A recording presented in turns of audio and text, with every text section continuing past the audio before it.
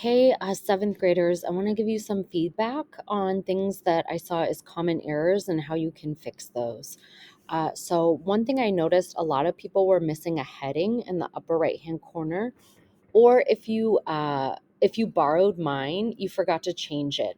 So, that's one of the first things you'll want to do.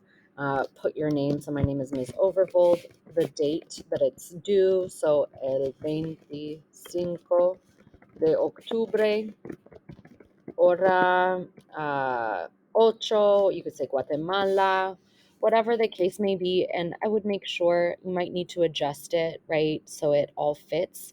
It also needs to be in the upper right hand corner, and the date needs to be spelled in Spanish. So that's something you'll want to look out for and correct. That was a really common error. Another thing I saw um, was uh, the labeling was a little bit confusing or hard to read. So you'll notice, for example, that this is really easy to read. It's a text box. So let me show you how you could do that. You could go here where it says text box, a T with a box around it, and you can go like this. And then all of a sudden, boom, there's a text box. You can see here this little bucket full of paint. You can change the color of the background. You might also play with the font to make sure it's really easy to read. Something I like to do is to make it bold. You can play around with different font types. It looks best when it's all the same font. So this particular font type I used in the example was Chango. So I would probably make and recommend having your fonts all the same uh, style. Okay. It looks really nice when it's bolded as well. And so, again, you can play around with font size. The background is something that you can do also change to make things pop. Um, Another way you could do this is to just click this and then go to copy.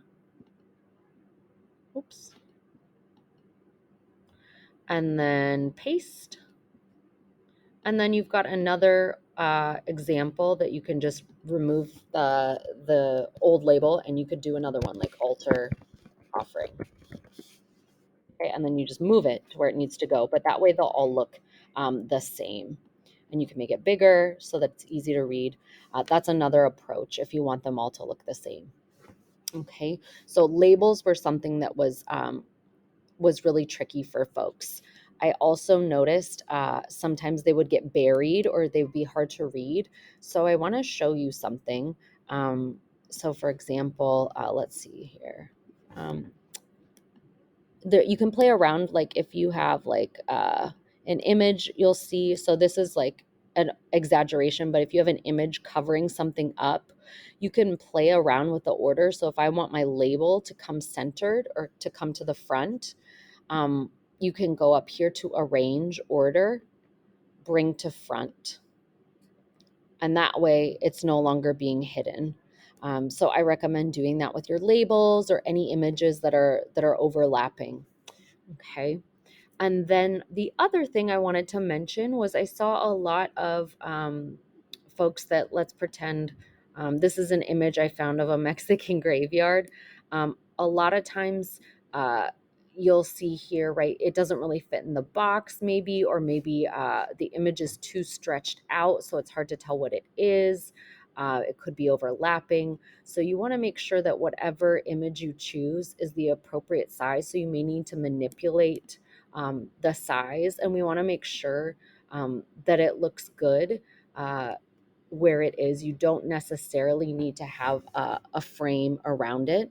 I'll show you an example where they didn't do that. So here you can see, right, they don't have frames around their images, but why this is a really successful poster is there's not a lot of open space. The labels are super clear and easy to read, and all the images are clear. Okay, so that's a couple of things you can be working on uh, this afternoon. And of course, if you have questions, please let me know. Your revisions are due on Monday. So today's the last class day, you'll have to work on those, and then anything else you need to get done will have to happen at home. So please ask your questions in class, and I look forward to seeing your revision.